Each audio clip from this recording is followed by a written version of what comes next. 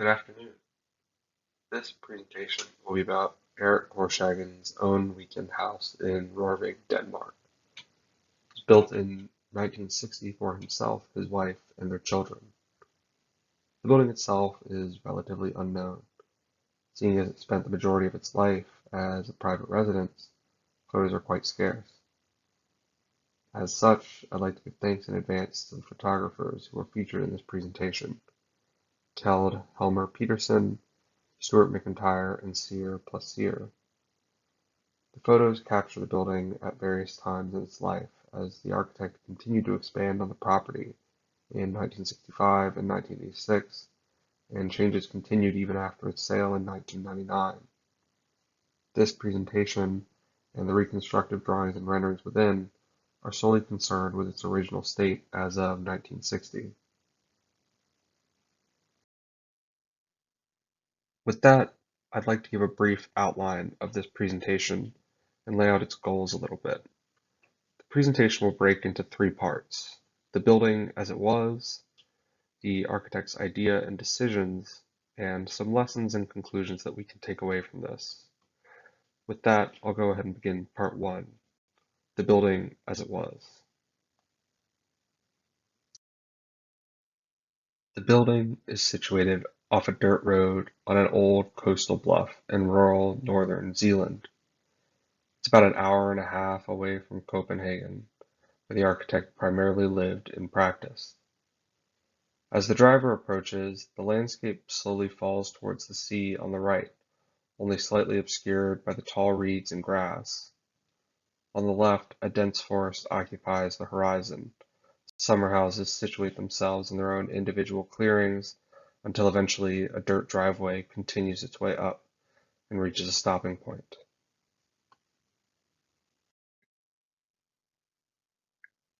Leaving the car, the driveway falls short of the house itself. Thick grass patchily covers sandy soil on the site, growing denser as one approaches. The building eschews the personalized clearings of its neighbors. It just barely squeezes itself between a cluster of trees and shrubs. Occupants walk to the building over a small sand footpath. The black timber construction of the building obscures any detail, while its massive thatched roof hides within a canopy of trees. As you finally reach the building, it stands on columns and floats just slightly over the landscape, as if it were gently placed on a table. A single stone serves as the first step onto the building's walkway. If you're arriving with luggage, the railing gives just enough room to guide you across the building to its western end, where a pair of doors give individualized entry for each side of the bed. The bedroom itself is quaint, clad in an unfinished wood board and only deep enough to fit its built-in bed and shelf. Depositing the luggage in the closet, you're forced again to walk around the building, this time to its primary space of occupation. Traversing past the covered walkway, the first door you encounter not belonging to a bed or bathroom is that of the kitchen and dining area. The kitchen, living, and dining rooms all surround a fireplace in the center of the building's biggest room. The interior is modest in its presentation. It carries the same unfinished wood board on its floors, walls, and ceiling as was in the bedrooms. However, it adds simple furnishings, plywood casework, oil lamps, and a few other necessary aspects of summerhouse life in Rorvig. Finding yourself now in the living room just beyond that dining area, still in the big room, it projects itself outwards. A glass wall and a pair of doors dull the boundary between inside and outside. With its doors fully open, the air and sounds become unified. The railing that wraps the building's east and west edges has fallen away. There's little to no divide left between the natural and the man-made. With that, you are simply left to decide on the nature of your own occupation in this space. The building suggests no activities or ideas on what to do. It only asks that whatever you do so with an acknowledgement for the natural beauty that surrounds you.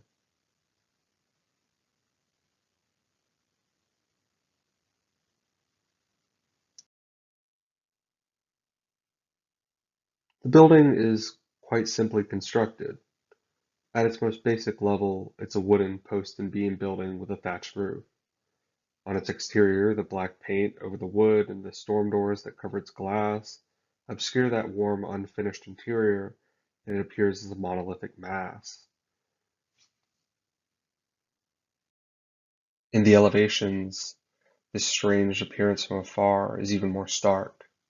The building is symmetrical in all but its chimney, the only signal towards the nature of the occupation beyond. The entrances to the children's room and the bathroom look identical to those doors to the living space. The thatched roof begins to dominate your view and suggest a greater importance to the element. And in the wood construction, we can see perfection. We can see a perfection in the shapes and the lines and the grids that it's forming.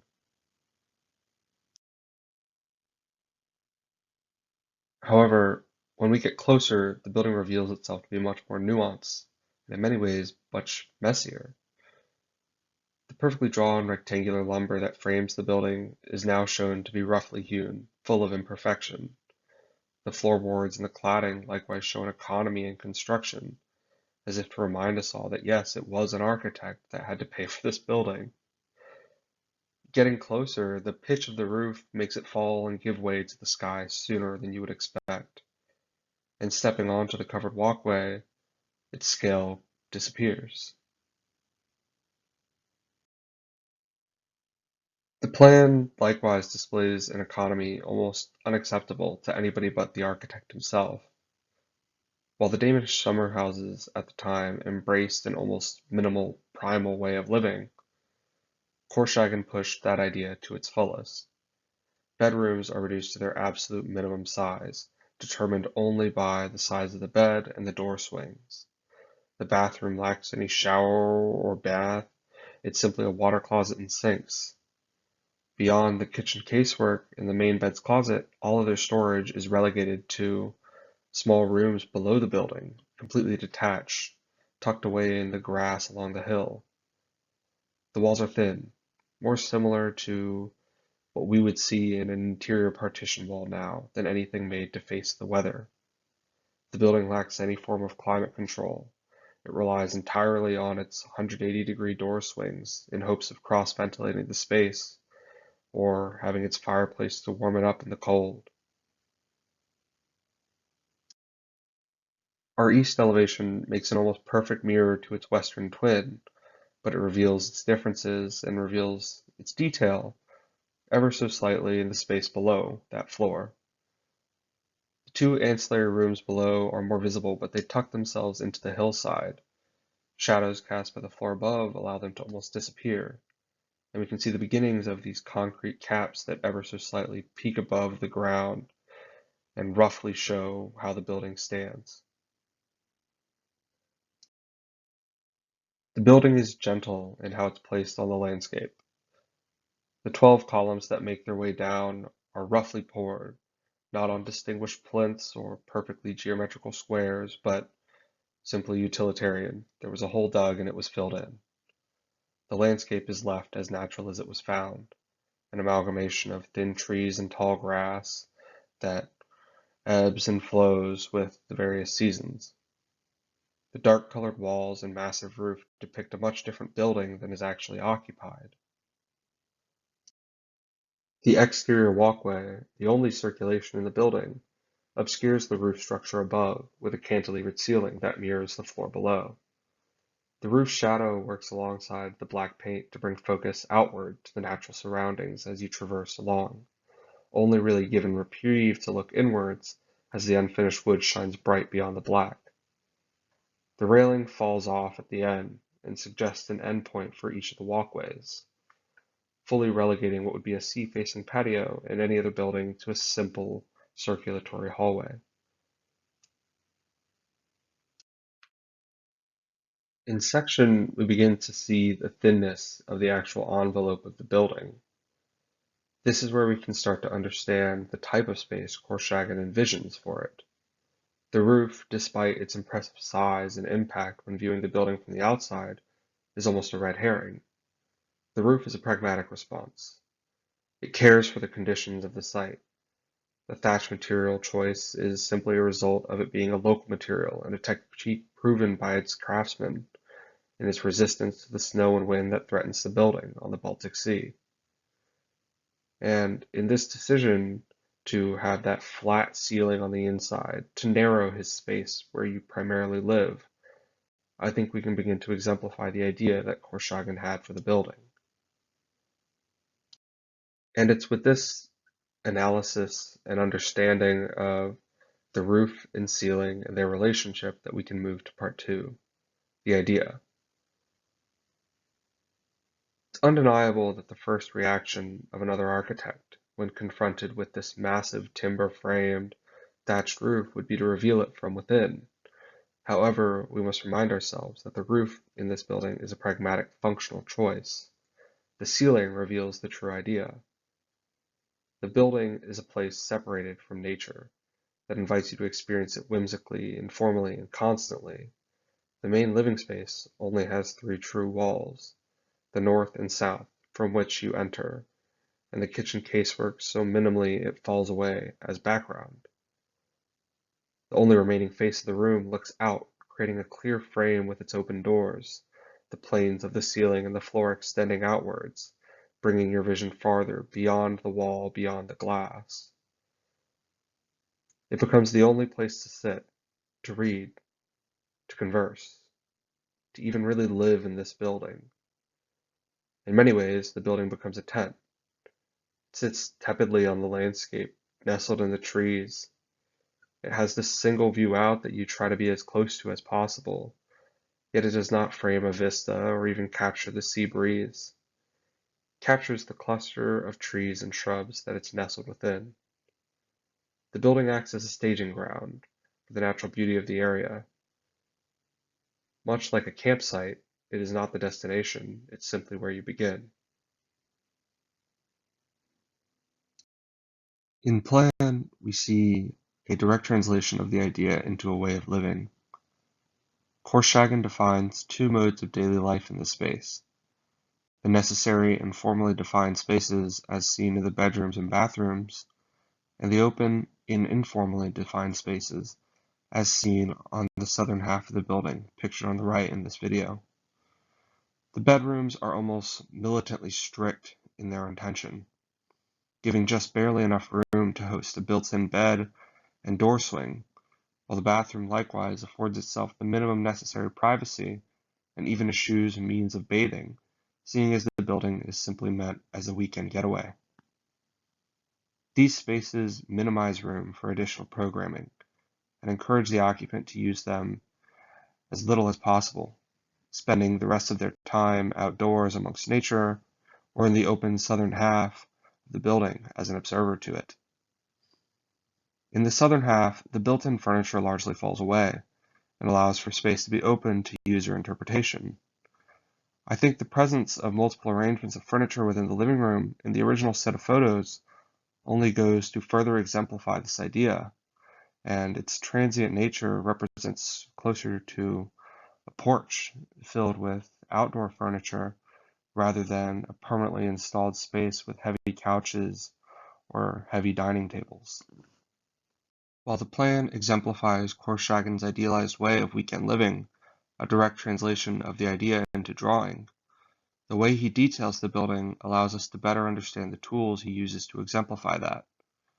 In many ways, Korshagehus challenges the way we think of details. The simplified construction techniques avoid the temptation or cost of elaborate wood joinery. However, this decision to build economically should not be seen as the architect having his hand forced by his wallet. Instead, we should consider it a deliberate form of expression in his idea. The nailed wood painted black on the exterior and the hidden roof structure remove focus from the means of construction. It helps to keep the building to the scale of its surroundings rather to that of a minute wood joint. Ultimately, the building is just about the occupant's various relationships to nature in each space. While a beautiful joint is undoubtedly nice to look at, it would be superfluous to the idea of the building, and perhaps, in Korshagin's mind, a distraction. There's a specific detail I'd like to call attention to. In this building, Korshagin takes the door thresholds, something often overlooked, and makes them into an important aspect of his building. The 180-degree swings of the door can make the building seem quite porous in plan, as if one is meant to flow in and out of the rooms while they're left open, as an extension of the exterior walkway. However, Korshagin is careful to maintain the distinct moment of transition between inside and outside by his choice of threshold. For nearly every door in the building, the bottom of the door actually sits about 6 inches or so above the ground. This means each time you move from the exterior walkway indoors, you are forced to step over the threshold, a deliberate moment of transition. It changes a mundane act of opening and stepping through a doorway into a memorable experience. It loses its fluidity. Opening the door and stepping through the threshold are now separate acts. However, there is an exception. In the living room, the glass doors facing the south lack this threshold. They swing out and allow the floor plane to extend continuously into the landscape, further solidifying Korshagin's idea of that space. We, as architects, detail door details more often as a practical consideration. We stress accessibility, a tight seal, we concern ourselves with level changes. Korshagehus serves as a helpful reminder that an unconventional approach to an often assumed detail can help enrich our experience of a building and its idea. Korshagehus is an incredibly simple building, and that's a good thing. It represents a humble form of architecture that is still experientially rich and thoughtful. The quality of a home, and by extension of architecture, is not necessarily defined by the quality of its finishes, by its craftsmanship, or by its amenities. Rather, it should be defined by the quality and expression of its idea. Architects should be excited by this. It gives us a beautiful framework on how to treat ourselves as clients.